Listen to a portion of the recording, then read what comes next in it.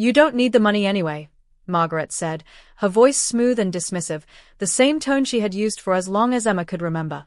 She stood in Emma's kitchen as if it belonged to her, one hand resting on the counter, the other waving casually in the air. Emma stared down at her phone, frozen. A notification glowed on the screen. Caribbean Cruise Lines, luxury suite package. The amount sat beneath it, bold and merciless. $10,804.47. Before I continue, please subscribe to the channel, like the video, and tell me where you're watching from today. Emma's fingers tightened around the phone, her pulse steady but heavy. This wasn't shock. Shock had left her system years ago. This was something colder, deeper, like a final crack forming in a structure that had been under pressure for far too long. Emma was 32 years old. She worked as a senior accountant at a gaming company in Columbus, Ohio, a job she had earned through years of discipline and quiet sacrifice. She lived alone in a modest apartment she owned outright, shared only with her aging gray cat.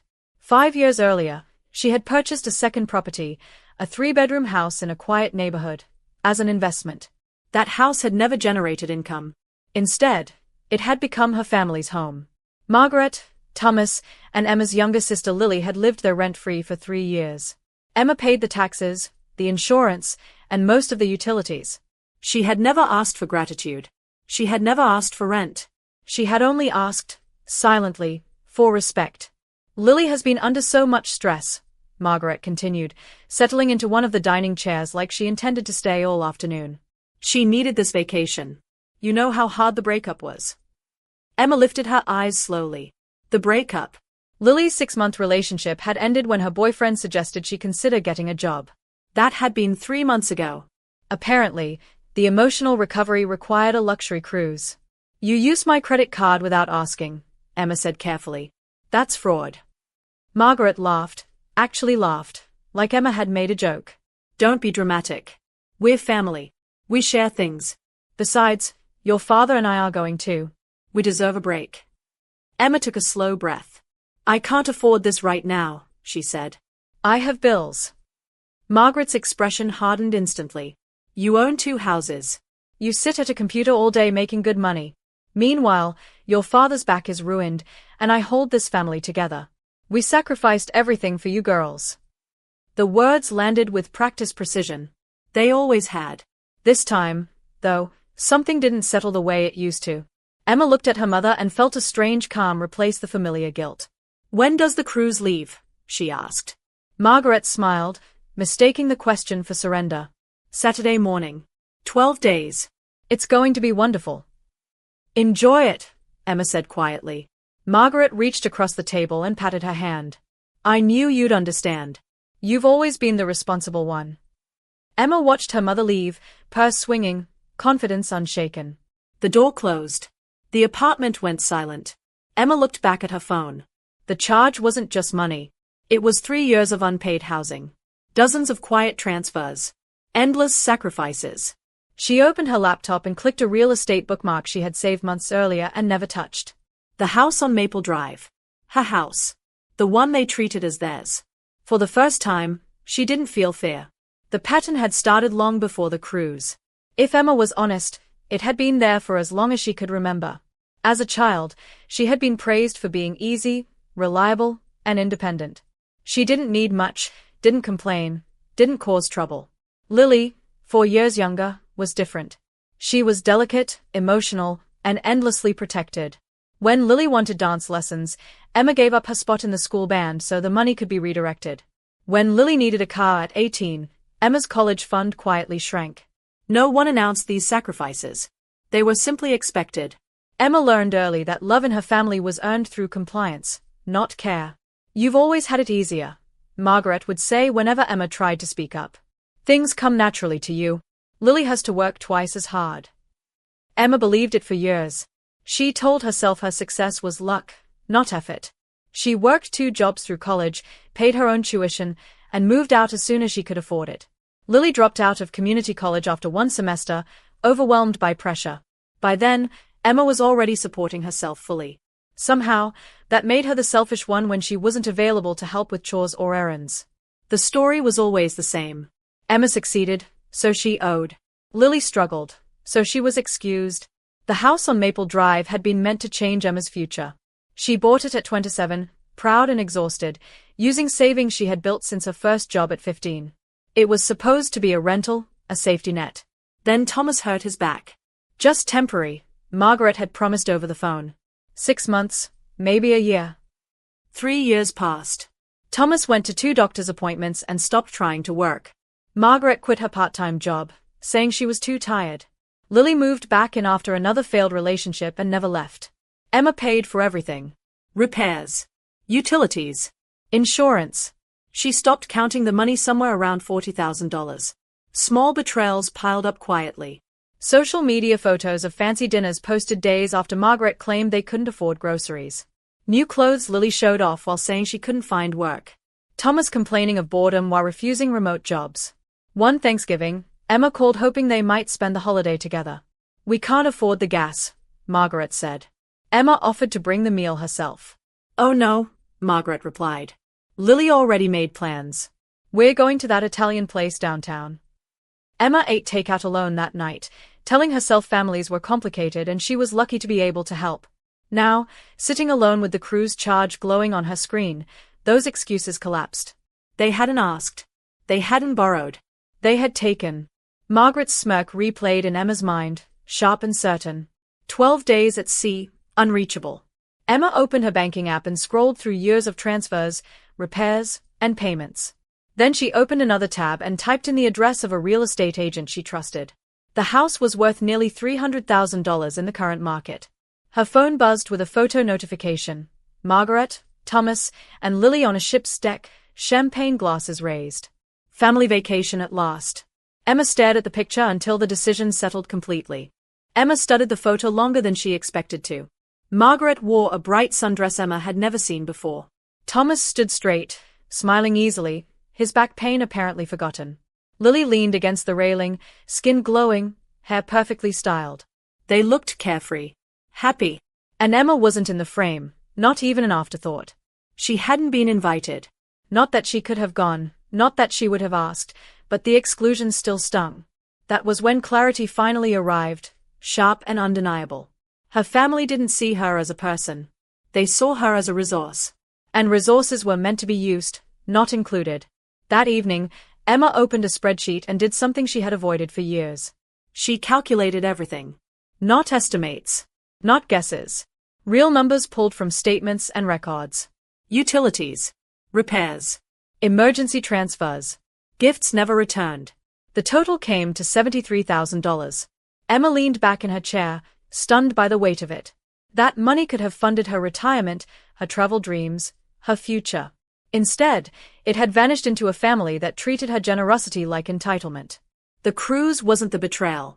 It was just the moment the truth became impossible to ignore. The house on Maple Drive came back into focus. 3 bedrooms. 2 bathrooms. A quiet yard. Worth around $280,000. Occupied by people who had no lease, no agreement, and no intention of leaving.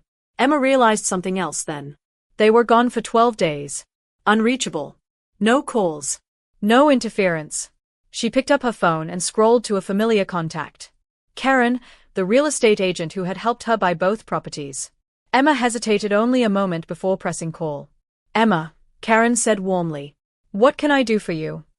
Emma's voice surprised even herself. "I'm calling about the house on Maple Drive." Karen didn't hide her interest. "Are you thinking of selling?" Emma asked about market value, about timing. Karen explained the demand, the numbers, the possibility of a fast sale. "There's one complication," Emma said carefully.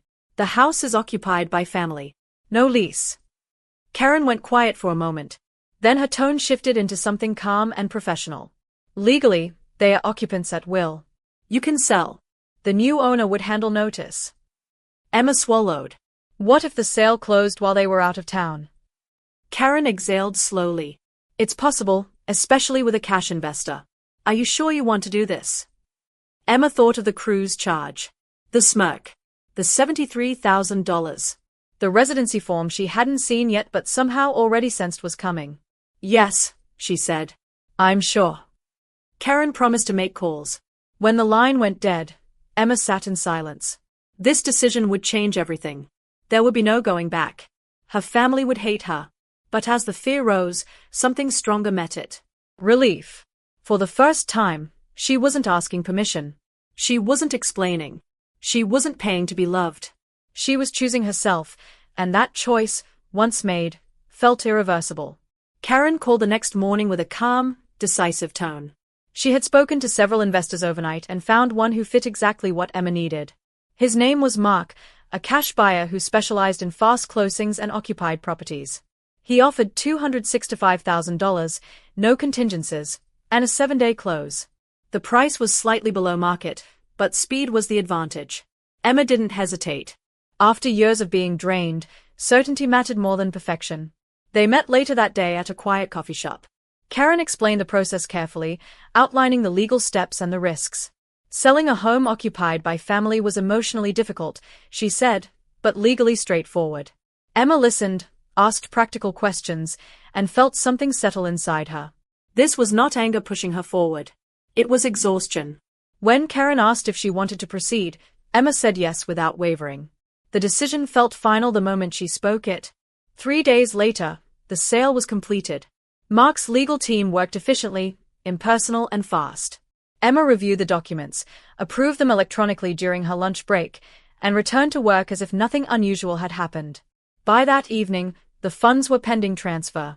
After years of sacrifice, the number felt unreal.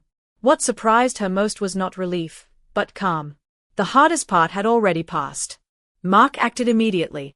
His property managers changed the locks and posted formal notices on the front door the same day. The house had been sold. 30 days to vacate. Standard procedure. Emma didn't inform her family. She didn't owe them advance warning. The cruise ship returned on a Sunday morning. Emma turned her phone off the night before. She slept deeply, without anxiety for the first time in years. When she powered the phone back on late the next morning, notifications flooded in. Missed calls. Texts. Voicemails. All from Margaret. 25 in total. Emma poured herself coffee before listening. The first message was confused. The second was angry. By the 5th, Margaret was shouting. By the 10th, crying. Not once did she apologize for the stolen money. Emma listened to every message calmly, then set the phone down. The storm had arrived, and she was no longer standing in it. The voicemails told a clear story. Confusion turned into fury, fury into panic. Thomas left one message, his voice unsteady, asking what was happening and why the door wouldn't open. Lily left two, one accusing Emma of betrayal, the other crying that she had nowhere to go. Emma noticed what none of them said. There was no apology. No recognition of the money taken. No acknowledgement of 3 years of free housing. Every message centered on their suffering, their inconvenience, their shock. Emma saved them all. Not out of spite, but clarity. This was who they were when faced with consequences. At noon, Margaret tried a different approach. Her text was calmer, almost reasonable. She suggested meeting for coffee to talk things through. Emma felt the old instinct rise, the urge to smooth things over, to fix it, to absorb the discomfort so everyone else could feel better. She let the feeling pass. Then she sent a single message she had prepared days earlier. You chose to use my credit card without permission. I chose to sell my property. Both were choices. Both have consequences. After sending it, Emma blocked Margaret's number. Then Thomas's. Then Lily's. One by one, the noise disappeared. 3 days later, they showed up at her apartment. Emma was working from home when the pounding started, hard, angry fists against the door. Margaret's voice cut through the hallway. Open this door right now. Emma stayed at her desk, hands steady on the keyboard. The pounding continued. Lily's voice joined in, pleading, then accusing. A neighbor opened their door. Someone asked if everything was okay. Embarrassment finally did what reason could not. The noise stopped. Footsteps retreated. The elevator chimed. Silence returned. That evening, Emma found a letter slipped under her door. Margaret's handwriting was tight and frantic. The letter was filled with guilt and blame. She wrote about sacrifice, about illness, about Lily's struggles. She wrote that they were staying in a motel because of Emma. She asked if that was what Emma wanted. Emma read it twice, folded it neatly, and placed it in a folder with bank statements and voicemail transcripts. The letter didn't change anything. It only confirmed what Emma already knew. Even now, Margaret could not admit wrongdoing.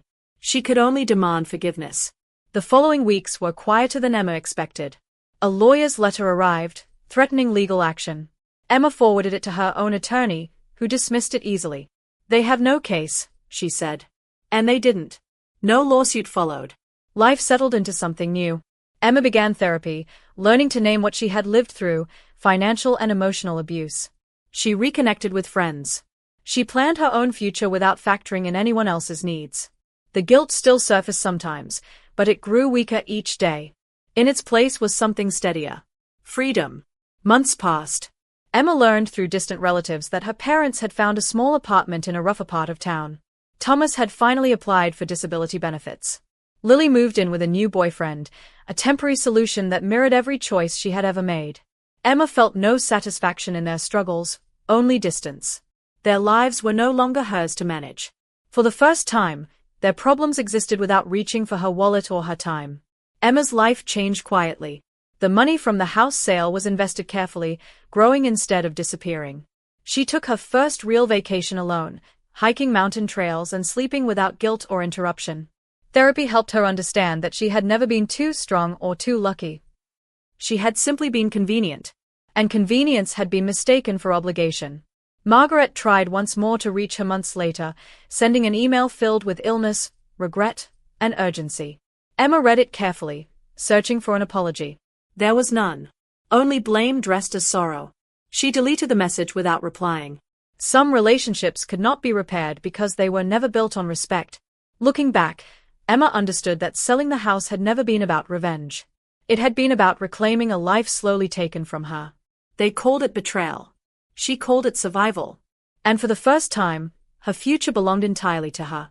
Do you think Emma did the right thing? Or did she went too far? Would you have sold the house, or handled it differently? Share your thoughts in the comments below. Thank you for watching to the end. Please do well to subscribe to the channel, like the video and tell me where you're watching from today.